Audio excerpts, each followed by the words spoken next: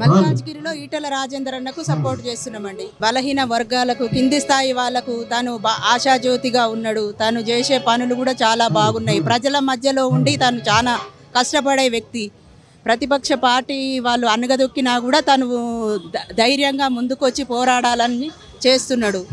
ఆ అవినీతి మయం నుంచి బయటకు వచ్చి ప్రజలను కాపాడుకోవాలన్న ఉద్దేశం తనకున్నది. మోడీ గారి ప్రభుత్వం మనకు చాలా పెద్ద ఆదర్శము.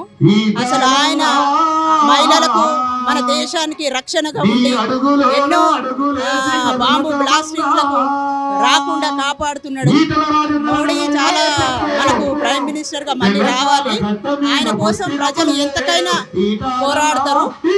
అది ఇప్పుడు తెలంగాణలో కూడా అందరికి బాగా ఇప్పుడు వాళ్ళకు మైండ్ సెట్ మారింది అన్నట్టు. ప్రజాసేవ ఏంది అనేది ఆయన వల్ల నేర్చుకున్నారు చాలా వరకు. ఇలాంటి వ్యక్తులని మనం వదులుకోవద్దు.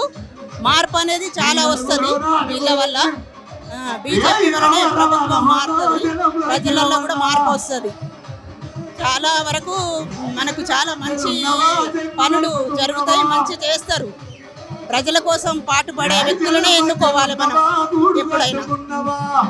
ఈరోజు భారతీయ జనతా పార్టీ మల్కాజ్గిరి పార్లమెంట్ అభ్యర్థి అయినటువంటి శ్రీ ఈటల రాజేందర్ గారు నాగోల్ నుండి కొత్తపేట వరకు రథయాత్ర చేయడం జరుగుతుంది. ఈ యాత్రలో సందర్భంగా ప్రజలు తండోపతండోపాలుగా ఆయనది ఇది ఎలక్షన్ ప్రచారంగా లేదు, వారు గెలిచినాక మనం ర్యాలీ తీస్తాం చూడు, ఆ విధంగా ఈరోజు ఎల్బీ నగర్లో జరుగుతుంది. కాబట్టి మల్కాజ్గిరి పార్లమెంట్లో రోజు రోజుకు ఈటల రాజేందర్ గారి పైన బాగా సానుభూతి, అట్లే భారతీయ జనతా పార్టీ నరేంద్ర మోడీకి ఓటేయాలని ఆల్రెడీ ప్రజలు డిసైడ్ అయ్యారు. ఆ డిసైడ్ అయిన సందర్భంలోనే ప్రజలు తండోపతండోపాలుగా వారికి ఆశీర్వాదం కూడా జరుగుతుంది. ఇక్కడ ఏ మాత్రం కూడా వేరే పార్టీ వాళ్ళు ఇప్పటి వరకు కనీసం ప్రచారం కానీ ఎక్కడ కూడా దరిదాపులో కూడా లేరు ఈటల రాజేందర్కు. ఈరోజు భారతదేశం చరిత్ర అన్ని దేశాలకు తెలిపిన వ్యక్తి అంటే మోడీ గారు.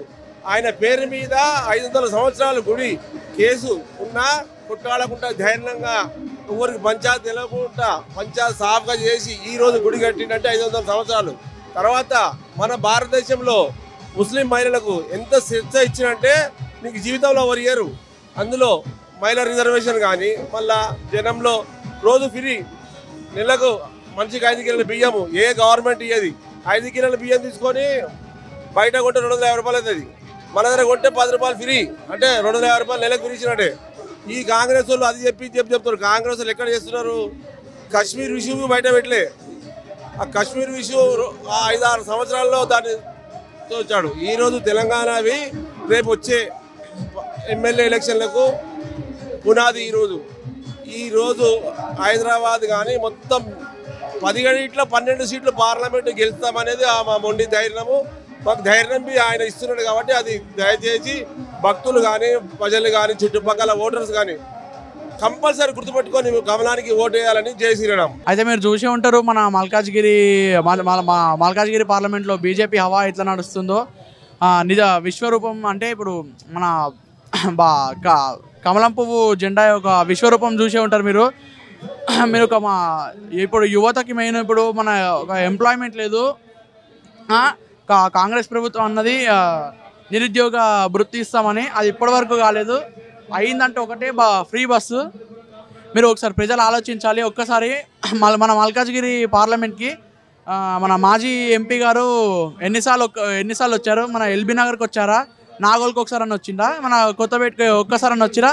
ఒకసారి ప్రజలు ఆలోచించాలి ఒకసారి. ఇప్పుడు నాకు ఫస్ట్ ఓటు కాబట్టి నేను మోదీకి వేస్తున్నాను. ఎందుకంటే మోదీ గారు ఒక ఐకాన్, ఒక మన యూత్ ఐకాన్ లాగా. ఇప్పుడు మీరు చూసి ఉంటారు ఎడ్యుకేషన్ ఇవన్నీ యూత్ అంటే ఇప్పుడు బీజేపీ వైపే అందరూ. యూత్ అంటే ఇప్పుడు అందరూ బీజేపీ వైపే ఉన్నారు. అందరికీ భారత్ మాతాకి జై, జై శ్రీరామ్.